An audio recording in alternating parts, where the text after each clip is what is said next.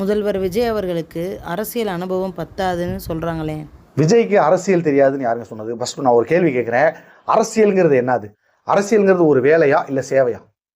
அரசியலை ஒரு சேவையாக பண்ணுறதுக்கு தான் எல்லாமே வராங்க. அரசியலுக்கு வர்றது எதுக்குன்னா மக்களுக்கு சேவை பண்ணுறதுக்கு, வேலையாக செய்கிறதுக்கு தாங்க நமக்கு அனுபவம் தேவை. இப்போ போய் ஒரு மரம் விறகு இருக்குது, விறகு வெட்டுறோம் அப்படின்னு வைங்க.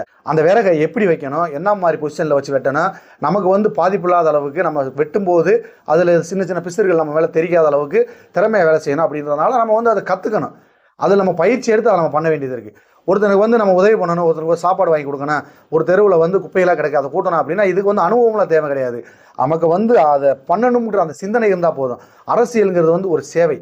அதில் மக்களுக்கு நல்லது பண்ணணும் அப்படிங்கிற அந்த சிந்தனை இருந்துட்டால் மட்டுமே போதும். மற்றது எல்லாமே ஆட்டோமேட்டிக்காக நடக்கும். அதில் ஒரு முட்டுக்கட்டையாக இருக்க போகிறது பணம் மட்டும்தான். அது எந்த துறையிலேருந்து எப்படி கொண்டு வரலாம் அப்படிங்கிறத அது கீழே இருக்க சீரியல் பணியாளர்கள், அதாவது ஐஏஎஸ் அதிகாரிகள் அவங்க பார்த்துக்குவாங்க. அதில் நீங்களாம் கவலைப்படணும் அப்படிங்கிற அவசியம் கிடையாது.